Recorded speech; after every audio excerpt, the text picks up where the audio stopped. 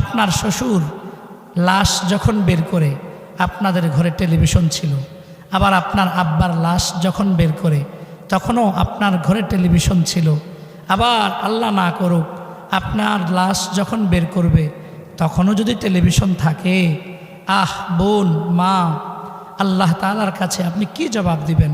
ফেরেশতা যদি জিজ্ঞাসা করে, বান্দি তোমার লাশ যখন ঘর থেকে বের করছিল তোমার ঘরে তো টেলিভিশনই ছিল, আর ওই টেলিভিশন প্রতিদিন তোমাদের ঘরে চলতো, কোনো না নাটক সিনেমা কোনো না কোনো কিছু হইতই, কোনো না কোনো কিছু তোমার ঘরে চলতই। তোমার দাদার লাশ যখন বের করছে তখনও তোমার ঘরে টেলিভিশন, তোমার আব্বার লাশ যখন বের করছে তখনও টেলিভিশন। ও মা, তুমি তোমার মার লাশ যখন বের হবে দেখবা টেলিভিশন থেকেই যাবে।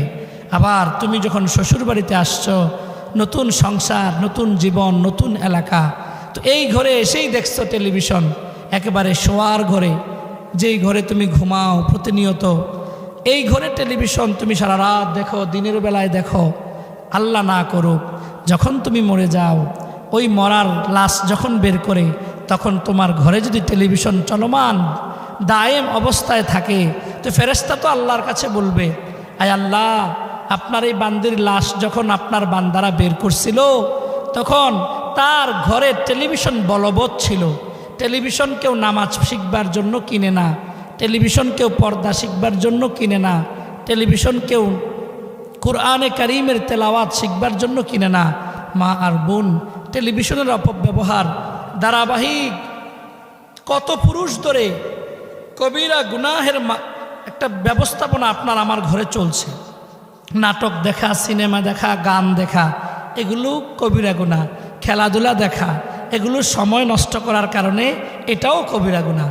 এজন্য আপনাকে যদি বলি যে আপনার ঘরে একটা সিনেমা হল তৈরি করেন, আপনি বলবেন না, এটা সম্ভবই না, মানুষ আমাকে খারাপ বলবে। একটা মুসলমান কিভাবে সিনেমা হল তৈরি করে, কিভাবে তার ঘরে সিনেমা হল বানায়? তো আপনি মনে করছেন ওইটা সিনেমা হল, কিন্তু আপনার ঘরে যে টেলিভিশনে ডিশ এন্টিনার সংযোগে প্রতিনিয়ত অশ্লীল গান, নাটক, সিনেমা বিভিন্ন কিছু চলছে, এটাও কিন্তু সিনেমা হল, এর ছোট একটা অবস্থান। ওই সিনেমা হলে চলে একটা মাত্র, আর আপনার যে ঘরে টেলিভিশন নামে যে সিনেমা হলটা আছে ওইটাতে শুধু একটা চলে না, এট এ টাইম 1 থেকে 150, 1 থেকে 150টা চ্যানেলের সংযোগ আছে। যেটা আপনার ভাল লাগে আপনি সেটাই দেখছেন। আপনি একবার চিন্তা করেন, আপনার লাশ যখন বের করবে ওই টেলিভিশন যদি ঘরে থাকে, তো ফেরেশতারা যখন জিজ্ঞাসা করবে, বান্দা টেলিভিশনটা ঘরের মধ্যে রেখে আসছো কেন? তোমার স্ত্রী পর্দা শিখবে, তোমার স্বামী নামাজ শিখবে, তোমার ছেলেমেয়েরা দিন শিখবে, এজন্য কি টেলিভিশন কিনছিলা? কেন বান্দা বলো? আপনি আর আমি যদি একটু ভাবি, মসজিদের অনেকের বেতন হাজিরা খাতা দেখলে মাস কি মাস মসজিদের ইমামের বেতন বাকি, যে ইমাম 5 ওয়াক্ত নামাজে আপনার জন্য দোয়া করে, রব্বানা আতিনা ফিদ দুনিয়া হাসানা ওয়া ফিল আখিরাতি হাসানা ওয়া কিনা আযাবান্নার।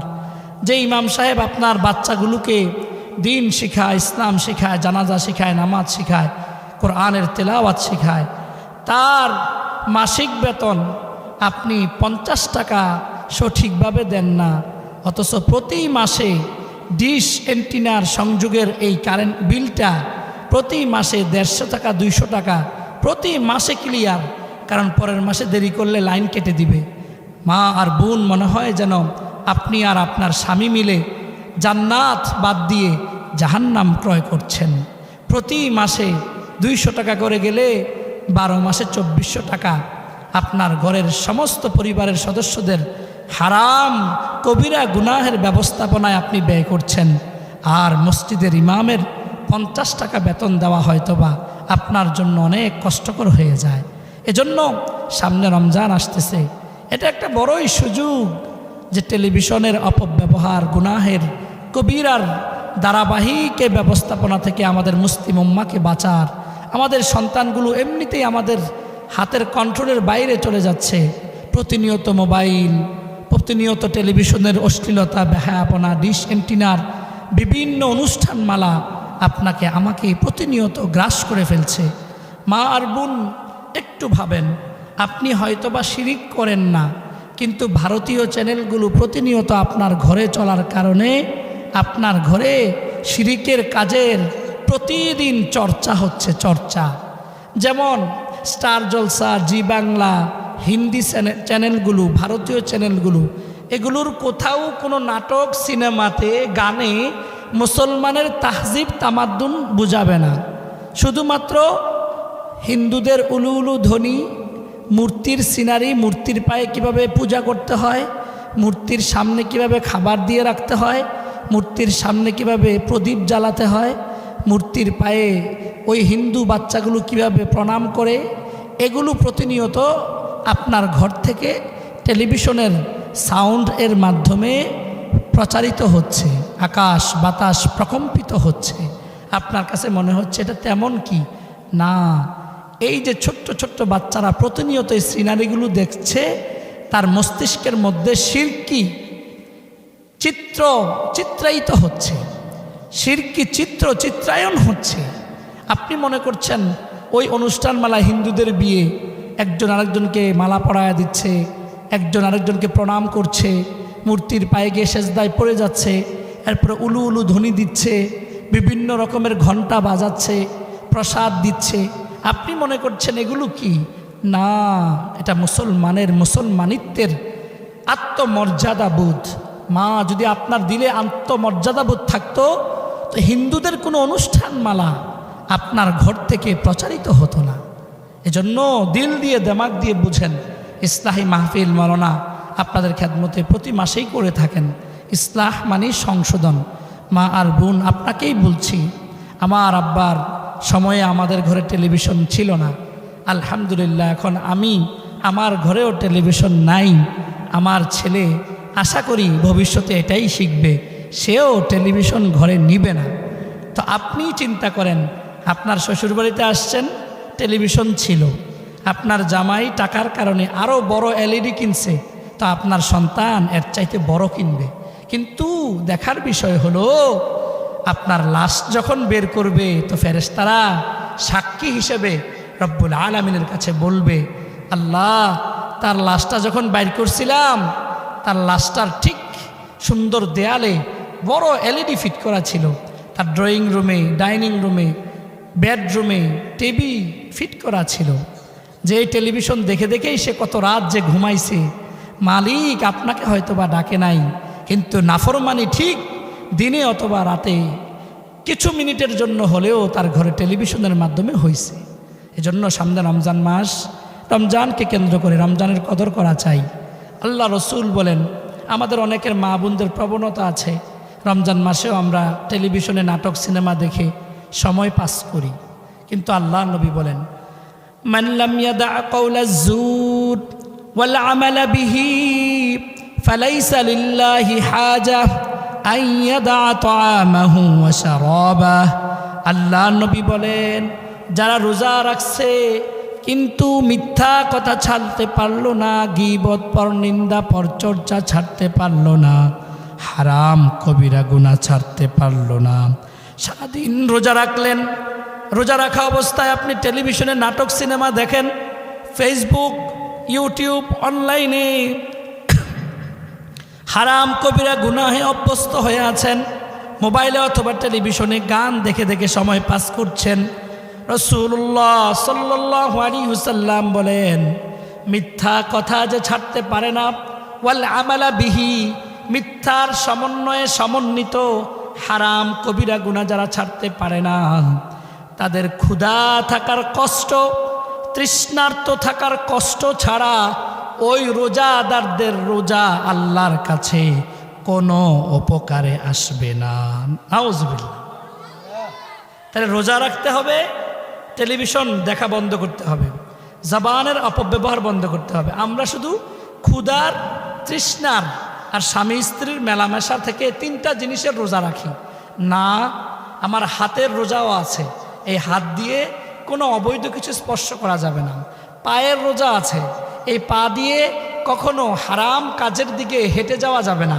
তো টেলিভিশনের রিমোট আপনি নিচ্ছেন, আনছেন, খাটের উপরে বসতেছেন, সোফায় বসতেছেন, মোবাইলে আসতেছেন যাচ্ছেন, তো পায়ের কাজ হচ্ছে। তো এই পা দিয়ে তো আপনি বিরত থাকলেন না, হারাম কবিরা গুনাহ করছেনই।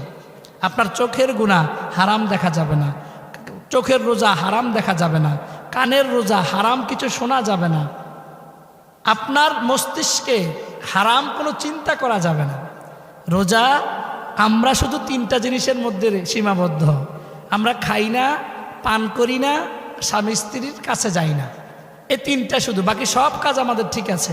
তা আল্লাহ রসুল বলেন এই রোজাদারদের শুধু ক্ষুধার কষ্ট আর তৃষ্ণার কষ্ট হবে, ফালাইসা লিল্লাহি হাজা, আল্লাহ তাআলার কাছে এই রোজাদারদের রোজা কোনো প্রয়োজনে আসবে না, কোনো কাজে আসবে না। এজন্য রমজানের আগে আর মাত্র 13 দিন বাকি, রমজানের বাকি আর কয়দিন? 13 দিন। আর মাত্র কতদিন? আর মাত্র কতদিন? মাহে রমজান। সে রমজান আমাদের সামনে আসতেছে। আপনার কাছে বড় সুযোগ যে আপনি টেলিভিশনের অপব্যবহার এই রমজান মাসেই ইচ্ছে করলে পারবেন।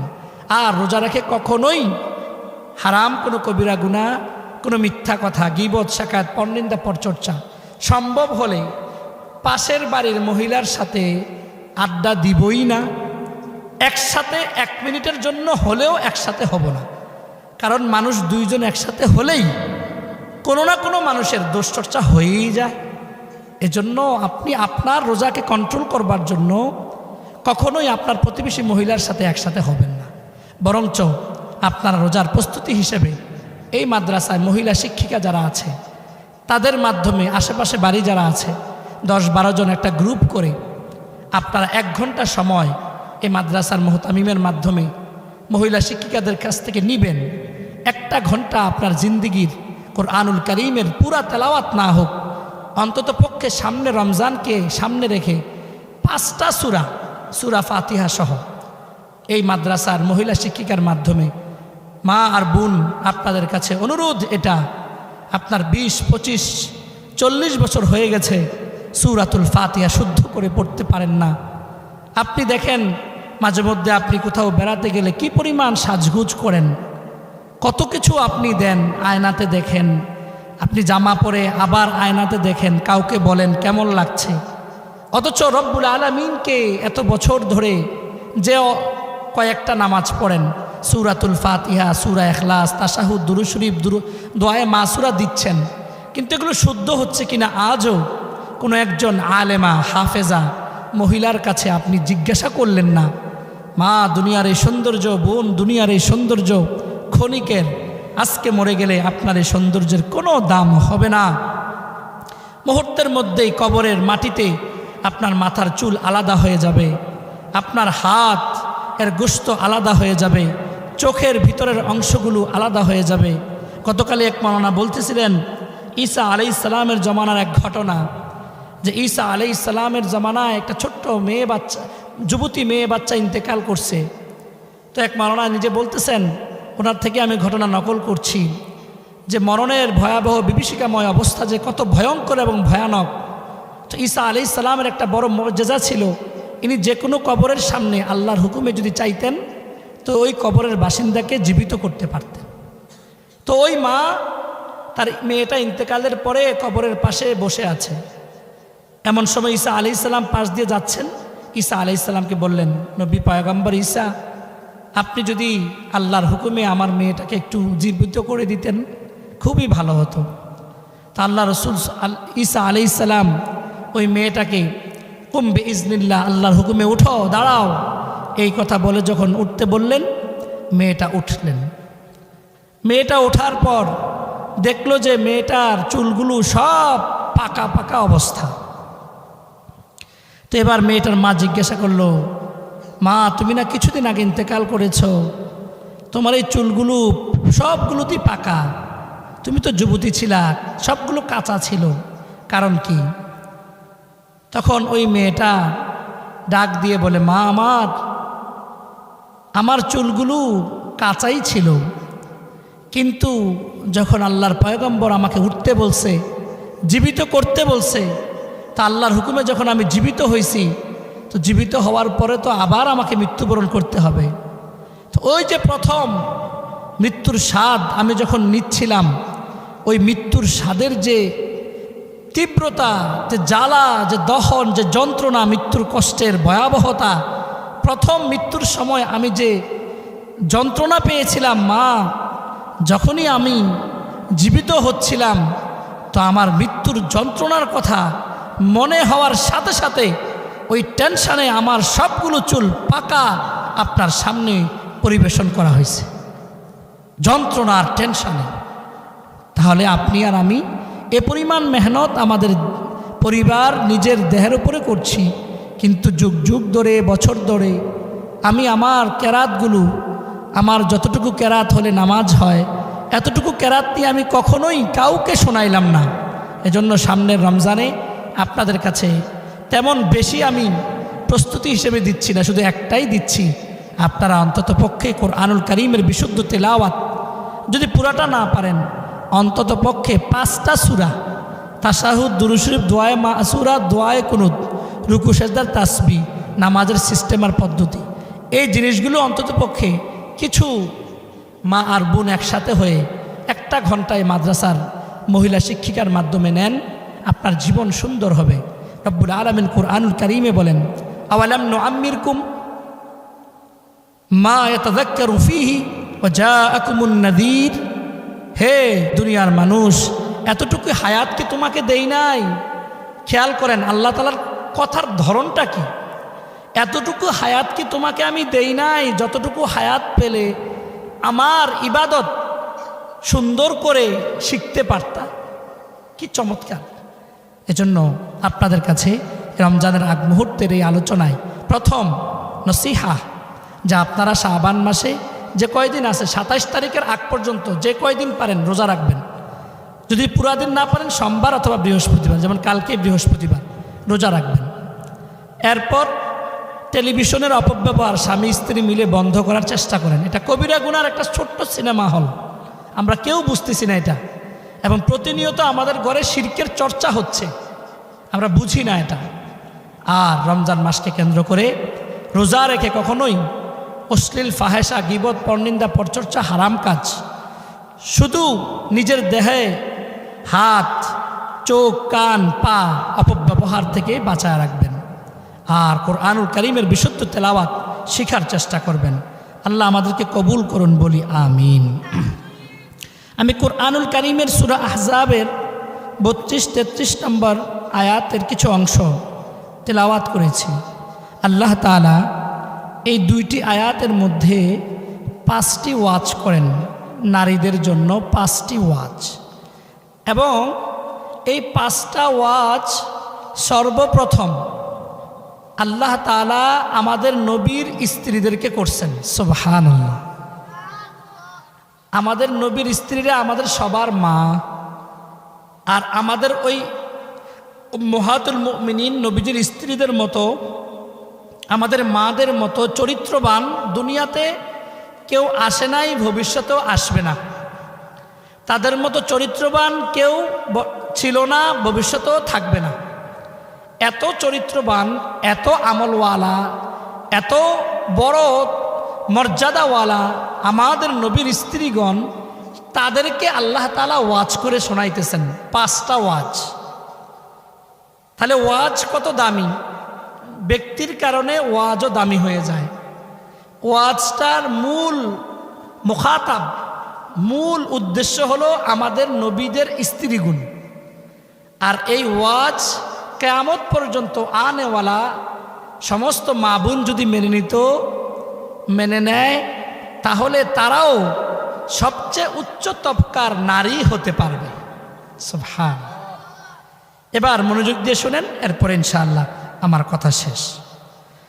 রব্বুল আলামিন বলেন, ও নবীর স্ত্রীগণ শুনেন আপনারা, জিব্রাইল তুমি জানায়া দাও আমার দোস্ত নবী মুহাম্মদুর রাসূলুল্লাহ সাল্লাল্লাহু আলাইহি ওয়াসাল্লামের স্ত্রীদেরকে, যদি সাহাবারা কোনোদিন ওয়াইদা সাআলতুমুহুন্না মিন ওয়ারাই হিজাব, রব্বুল আলামিন বলেন যখন তোমরা সাহাবারা আমার প্রিয় নবীর স্ত্রীদের কাছ থেকে কিছু চাও, মাতাআন কোরআনে আছে, কোনো কিছু প্রয়োজনীয় কিছু চাও,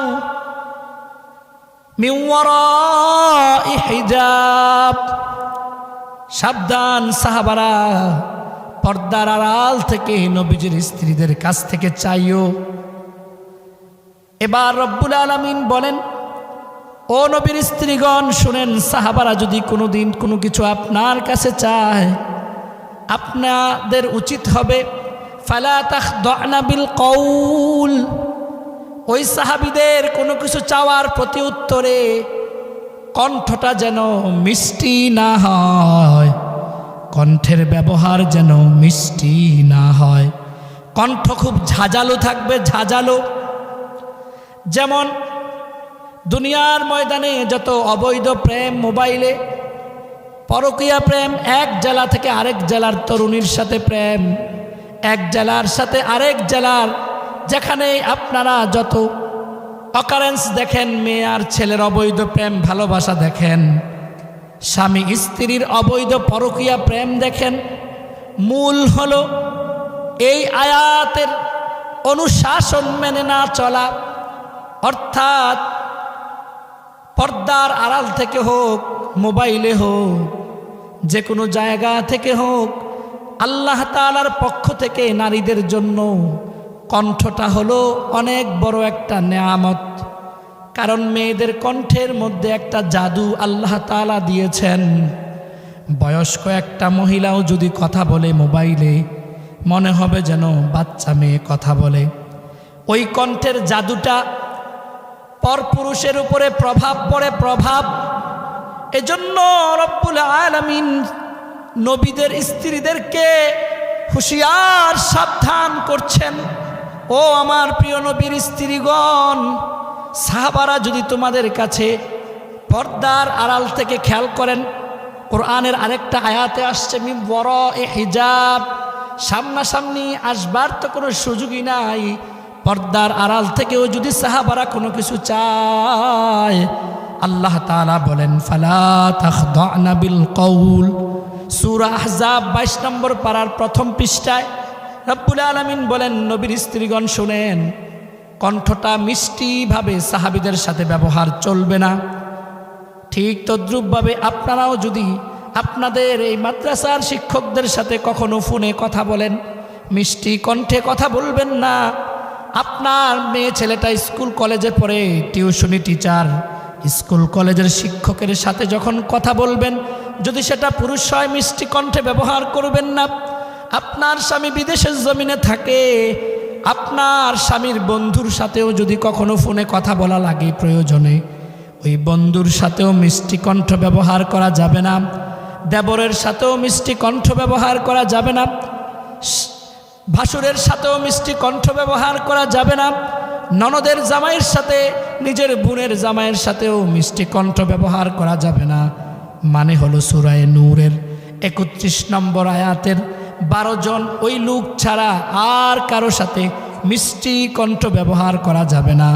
মিষ্টি কণ্ঠ ব্যবহারের জন্য একমাত্র নারীর মাধ্যম হইল তার স্বামী, 2 নাম্বার হলো তার আব্বা, 3 নাম্বার হইল তার শ্বশুর, 4 নাম্বার তার ঔরসজাত সন্তান, 5 নাম্বার তার সৎ ছেলে, 6 নাম্বার তার আপন ভাই, 7 নাম্বার তার ভাইয়ের ছেলে, 8 নাম্বার তার বোনের ছেলে।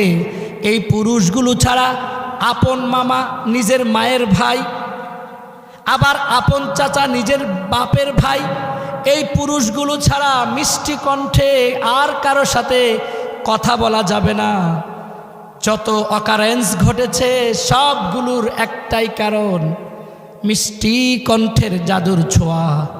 অবৈধ প্রেম মোবাইলে যখন হয়, কেউ কাউরে দেখে না, শুধু নারীর মিষ্টি কণ্ঠটার কারণেই ওই ছেলেটা কেমনে প্রেমে পড়ে যায়, কেমনে অবৈধ রিলেশন হয়।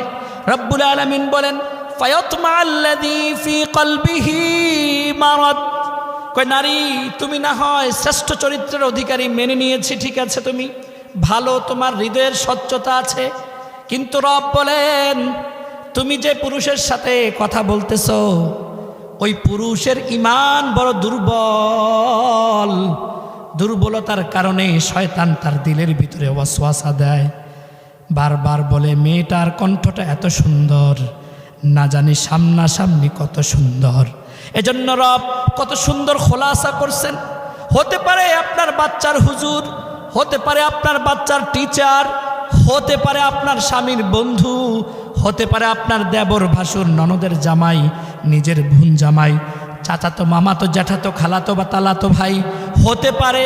কিন্তু তার হৃদয়ে যদি ইমানের দুর্বলতা থাকে, রব বলেন ফায়াতমা আল্লাযী ফি কলবিহি মারাদ, অসুস্থ হৃদয় নিয়ে যদি সে বসবাস করে, সে সাথে সাথে আপনার সাথে পরবর্তীতে আবার কন্ট্রাক্ট করতে চাইবে। এজন্য মা আর বোন, রং নাম্বারে যদি কোনো ফোন আসে এমনভাবে ধমক দিবেন, এমনভাবে কণ্ঠ ব্যবহার করবেন যেন দ্বিতীয়বার আবার ফোন দেওয়ার সুযোগ না পায়। রব্বুল আলামিন সব চাইতে সেরা আদর্শবান নবীর স্ত্রীদেরকে বলতেছেন, সাবধান, কণ্ঠের মিষ্টতা তুমি ব্যবহার করবা না। ওয়াকুলনা কওলাম মারুফা, সাবধান, অশ্লীল আলাপচারিতা চালায়া দিবা না, প্রেমালাপ চালায়া দিবে না, দুষ্ট দুরাচারের আলাপ চালায়া দিবা না। যতক্ষণ কথা বলবা ন্যায় এবং ইনসাফ, কাজ এবং কর্মের কথা বলবা। আর কথা বলার সময় কখনো মিষ্টি কণ্ঠের ভাব নেওয়া যাবে না। এক নাম্বার, মা আর বোন, আপনি আপনার মিষ্টি কণ্ঠ শুধু ব্যবহার করবেন স্বামীর সাথে, আব্বার সাথে, শ্বশুরের সাথে, এভাবে যে কয়েকটা সিরিয়াল বললাম তাদের ছাড়া মিষ্টি কণ্ঠ ব্যবহার করার অধিকার রব আপনাকে দেয় নাই, রব আপনাকে দেয় নাই। 2 নাম্বার, রব্বুল আলামিন বলেন 2 নাম্বার আপনাদের গুণ হওয়া উচিত, ওয়াকারনা ফি বুয়ুতিকুন্না ওয়ালা তাবাররাজনা তাবাররুজাল জাহিলিয়াতিল উলা। ও মা আর বোন, 2 নাম্বার আল্লাহ তাআলা নবীদের স্ত্রীদেরকে ওয়াজ করেন, ও আমার প্রিয় নবীর স্ত্রীগণ শুনেন, আপনাদের মূল অভ্যস্ততা থাকবে আপনাদের ঘর। 1 কেজি লবণ আনবেন, পাশের দোকানে চলে যাবেন, এলাকার ছেলেপেলেরা আপনাকে দেখবে, এটা কোনো নারী সুলভ আচরণ নয়। একটা 3 পিস কিনবেন, কোম্পানিগঞ্জ বাজারে নিজেই চলে যাবেন, এটা কোনো নারী সুলভ আচরণ নয়। কিছু বাসা বাড়ির কেনাকাটা করবেন, তাই বাজারে চলে যাবেন, এটা নারী সুলভ আচরণ নয়। রব বলেন ওয়াকারনা ফি বুয়ুতিকুন্না, যে নারী বলে আমার ঘরের ভিতরেই থাকতে মন চায়, কারণ বের হলেই পর পুরুষ আমার দিকে নজর দেয়, এই নারীর মন মানসিকতা যার আছে, রব্বুল আলামিন বলেন আমি যে নারীকে সৃষ্টি করেছি প্রকৃতপক্ষে ওই ঘরে বন্দি থাকার বৈশিষ্ট্যওয়ালা নারী মূলত আমি আল্লাহ সৃষ্টি করছি। সুবহান। তাফসিরে মারিফুল কোরআনে আছে, যে নারী ঘরে থাকতে চায়, ঠুনকো কোনো অজুহাতে বের হতে চায় না, সে নারী আসলে আল্লাহ যে নারীকে সৃষ্টি করেছেন সেটাই নারী। আর যে নারী লবণ, 1 কেজি আলু, একটা বদনা, একটা ডেকসি, একটা হাঁড়ি পাতিল, কিছু প্রসাধনী, 3 পিস, ঈদের কেনাকাটা, বিভিন্ন রকমের অজুহাতে বাইরে যেতে মন চায়, তো এই নারী আসলে নারী না, এই নারী অন্য কিছু। কারণ নারীর মূল স্বভাব হবে সে যেন ঘরে নিজেকে বন্দি রাখবে, আবদ্ধ রাখবে। সে স্বামীকে দেখভাল করবে, শ্বশুর শাশুড়িকে দেখভাল করবে, নিজ সন্তানকে দেখভাল করবে, আল্লাহর হুকুম মেনে চলবে, এটাই নারী। হ্যাঁ, যদি বের হতে হয় তা আপনাকে বের হতে হবে শারঈ পর্দা মেনে। এই যে জামালুস সুন্নাহ মহিলা মাদ্রাসায় যে বাচ্চাগুলো দেখবেন 6 পাট্টার হিজাব, কালো বোরখা পরে আসে, বর্তমানে ফিতনার দুনিয়ায় এটাই একমাত্র পর্দা, এছাড়া অন্য কালারিং বোরখায় পর্দা হয় না। এটা 3 পিসের আরেকটা কালারের মতো সমাজে চলছে। এজন্য যদি একান্তই আপনি আল্লাহর ভয়ে পর্দা করে, কোনো কারণে আপনার স্বামী হয়তো বা দেশে থাকে না, কোনো কারণে যেতে হচ্ছে, তা আপনি ঢিলে ঢালা 6 পাট্টা বিশিষ্ট রং ঢং বাদ দিয়ে একবারে নিশ কালো বোরখা পরতে হবে, ওপরে কালো হিজাব পরতে হবে, তাহলেই পর্দা, তাহলেই আপনি নারী। এছাড়া বিভিন্ন ডিজাইনেবল বোরখা দ্বারা শরীর ঢাকা হবে ঠিক, বাকি আপনার প্রতি দৃষ্টির আকর্ষণ পুরুষের কমবে না। কেননা আপনার গায়ে যে বোরখার কালার বোরখা প্রতিনিয়ত চলছে, লাল নীল হলুদ এগুলো প্রতিনিয়ত চলছে, এগুলোর দ্বারা আপনার হবে না। এজন্য প্রয়োজনে চিকিৎসায় বিভিন্ন প্রয়োজনে বের হতে হয়। বের হওয়ার জন্য আপনার সুযোগ আছে, ইসলাম আপনাকে সুযোগ দিয়েছে। কিন্তু আপনি চাকরি করেন, আপনি বাজারে যান, আপনি মার্কেটে যান, আপনি বেড়াতে যান, ডাক্তারের কাছে যান, আপনি কালো বোরখা ঢিলে ঢালা হতে হবে। টাইট ফিট বোরখা পরা যাবে না। টাইট ফিট বোরখা পরা এটা জাহান্নামী মানুষের লক্ষণ। আল্লাহ নবী হাদিসের মধ্যে বলেছেন স্পষ্ট, নিসাউন কাসিয়াতুন আরিয়াত, এমন কিছু নারী আছে যারা পোশাক পরে উলঙ্গ থাকে। শাইখুল ইসলাম ইবনে তাইমিয়া রহিমাহুল্লাহ ব্যাখ্যা করেছেন, 3 ধরনের পোশাক যে নারী পরে বের হবে, ওই 3 ধরনের নারী পোশাক পরছে ঠিক, কিন্তু এমনিতে হাদিস প্রমাণ করে সে উলঙ্গ। 1 নাম্বার, এমন টাইট ফিট পোশাক আপনি পরেছেন যে টাইট ফিট পোশাকের কারণে শরীরের অঙ্গ প্রত্যঙ্গ ভেসে ওঠে। এই টাইট ফিট পোশাকের নারী এরা জাহান্নামী নারী, আল্লাহর রসুল বলেন। 2 নাম্বার, এমন পাতলা ফিনফিনে পোশাক আপনি পরেছেন, 3 পিস শাড়ি কাপড়, যেটার উপর দিয়ে আপনার ভিতরের গায়ের অংশ দেখা যায়, এটাও জাহান্নামী পোশাক, আপনি জাহান্নামী নারী। 3 নাম্বার, এমন পোশাক পরেছেন আপনার অর্ধেক ঢাকে অর্ধেক ঢাকে না। যেমন আপনি আপনার মেয়েটাকে টনকি স্কুলে পাঠাইলেন, হাই স্কুলে পাঠাইলেন স্রেফ স্কুল ড্রেস পরে। আহা মুসলমান, তুমি বুঝলা না, ভিকারুন্নেসা স্কুলের মতো এত দামি গার্লস স্কুলে বাবা বয়সী শিক্ষক যদি মেয়েদের প্রতি এতটা খারাপ নজর দিতে পারে, এখন রিমান্ডে আছে। এই 2 দিনের ঘটনা। আর আপনার আমার এলাকার 6 to 10 সবগুলো ছেলে বালেগ, সবগুলো বালেগ হয়ে যায়, মেয়েরাও বালেগ হয়ে যায়। ওই স্কুলে আপনার মেয়েটাকে পাঠাচ্ছেন, বোরখা নাই, শুধু স্কুল ড্রেস পরায়া। ও মা, হাসরের ময়দানে কেমনে জবাব দিবেন, কেমনে দাঁড়াইবেন? রব্বুল আলামিন যখন আপনার মেয়েটাকে বলবে, মেয়ে তোমাকে 6 to 10 পড়বার জন্য 5 বছর ওই হাই স্কুলের সবগুলো ছেলে তোমারে চিনে, তোমার চেহারার কেমন, চুল কেমন সব জানে। ও মেয়ে, একটা বেপরদার জন্যই তুমি জাহান্নামী হয়ে গেছো, যাও জাহান্নামে চলে যাও। তো ওই মেয়েটা জাহান্নামে রওনা হওয়ার পথে আল্লাহর কাছে বলবে, আল্লাহ জাহান্নামে আমি চলে যাব, আমার কোনো আপত্তি নাই, কিন্তু ওই টনকি গ্রামেই তো আমি বড় হয়েছি, আমার আব্বা এবং আম্মার একটু আনেন, তাগর লগে একটু আমার বোঝাপড়া আছে। বলে, তোমার আব্বা আম্মারে আনলে কি করবা? বলে, আল্লাহ জাহান্নামে তো হয়েই গেছি, কিন্তু এই আব্বা আম্মারে একটু আপনার সামনে আমি জিগাইতে চাই। এতটা বছর আমি মুসলমানের মেয়ে হিসাবে টনকি হাই স্কুলে, কোম্পানিগঞ্জ চাপিতলা কলেজে গেলাম, মা আমাকে কোনোদিন বোরখার কথা বলে নাই। এই মার কারণেই তো আমি বেপরদা হইয়া জাহান্নামে যাচ্ছি। সুতরাং জাহান্নামে যাব আপত্তি নাই, যে মা বাবার জন্য জাহান্নামে যাইতেছি, ওই আব্বা আম্মার একটু আনেন। রব্বানা আরিনাল্লাযীনা আযাল্লানা মিনাল জিন্নি ওয়াল ইনস, জিন এবং মানুষ থেকে যারা আমাদেরকে পথভ্রষ্ট করেছে, তাদেরকে হাসরের ময়দানে কাফেররা বলবে, একটু আনেন। তাহতা আকদামিনা নাজআলহুমা তাহতা আকদামিনা। রব জিগাইবে, আব্বা আম্মারে আনলে কি করবা?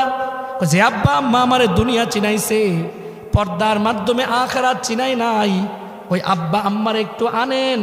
নাজআলহুমা তাহতা আকদামিনা, আমি মাইয়া হইয়া ওই আব্বা আম্মার গায়ের উপরে পাওগুলা রাইখা পারাইয়া তারপরে আমি জাহান্নামে যাব। নাউজুবিল্লাহ। আমার উস্তাদ হযরত মাওলানা আনিসুর রহমান আশরাফি হযরত বলেন, মেয়েদের জন্য উচ্চশিক্ষায় শিক্ষিত হওয়া আখিরাতের জন্য কোনো জরুরি না, দাওরায়ে হাদিস পাশ করাও জরুরি না। মেয়েদের জন্য সব চাইতে বড় জরুরি হলো চরিত্র। মেয়েদের জন্য সব চাইতে জরুরি হলো চরিত্র। মেয়েরা যদি চরিত্র হেফাজত করনেওয়ালা হয়, ওই আসিয়ার মতো অজ্ঞ থাকলেও দুনিয়ায় থাকতেই জান্নাতের ঘর দেখতে দেখতে রূহ বের হয়ে যাবে। সুবহান।